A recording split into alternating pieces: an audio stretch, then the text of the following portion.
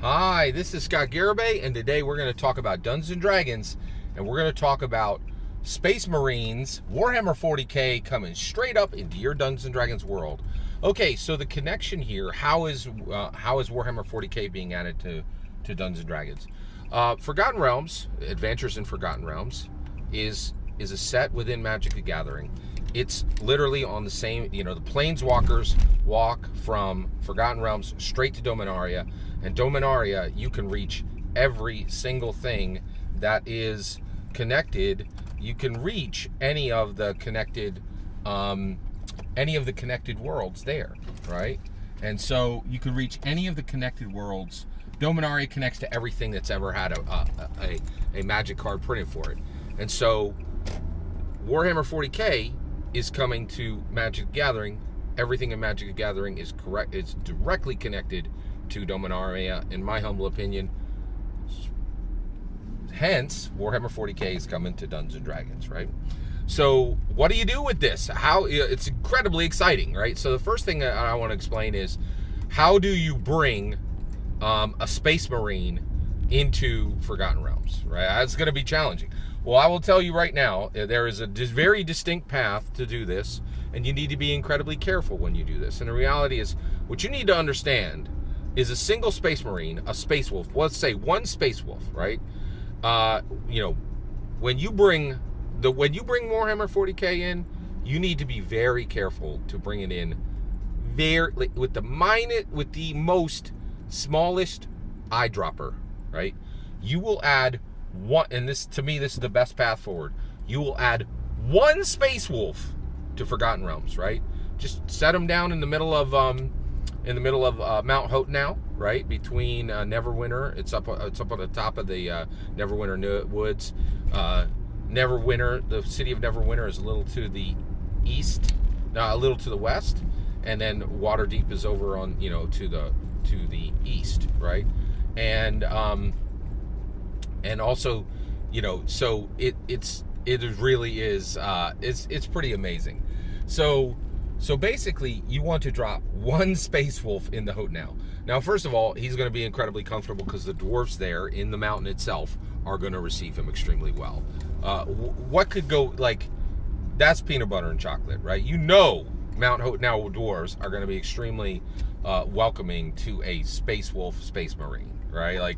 They are resonating on the same frequency, trust and believe, right? So he's going to be able to find a home among the dwarves, right? And they're going to have all kinds of questions about his super powerful dope armor and his bolt, his bolt gun. Ooh, trust and believe, right? There's going to be a lot of work going on there, right?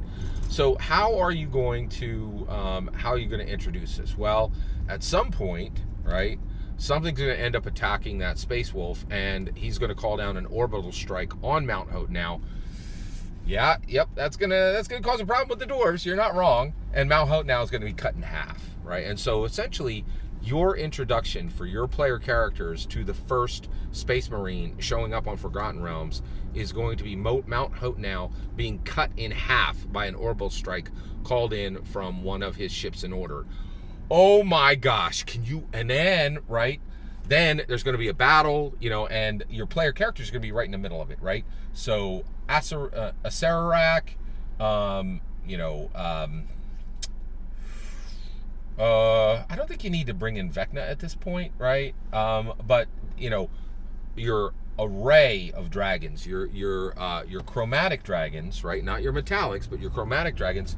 There are green dragons up in Neverwinter Woods, right? So if this Space Wolf throws down with that green dragon, you're going to have fights, right? And then your player characters are going to show up. They're going to find a single Space Wolf fighting a green dragon, and they're going to have to decide who they're going to side with, right? Because the Space Wolf is alien to the Forgotten Realms world.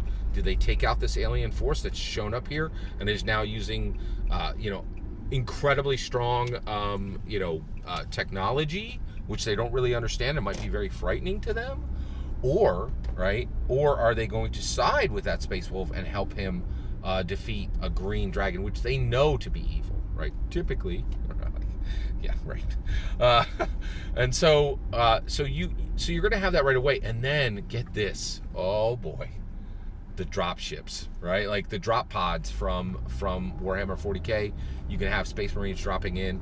And one of the most amazing things is, get this, your Warhammer 40K minis are exactly the same scale as your Dungeons & Dragons minis. And the reason why is they have been for 35 years, which is as long as the game is old, because Warhammer was built directly to appeal to Dungeons & Dragons.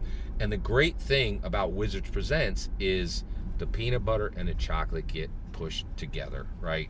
Warhammer 40K absolutely is a very natural fit with Dungeons & Dragons. You don't have to wait for the cards to drop. You can present your Warhammer, you've been given permission, in my humble opinion, by Wizards of the Coast to immediately begin including every Warhammer miniature you got directly up in the game. And that play structure that they have permissioned is only going to get stronger the moment the cards arrive. Extremely exciting. What are your plans to mix Warhammer 40K directly into your Forgotten Realms campaign? Can't wait to hear it. Really excited to see this. Love to hear what your opinion on all. That's my opinion. I'd love to hear your opinion. Let me know in the comments below. Please consider liking and subscribing, and have a wonderful millennium.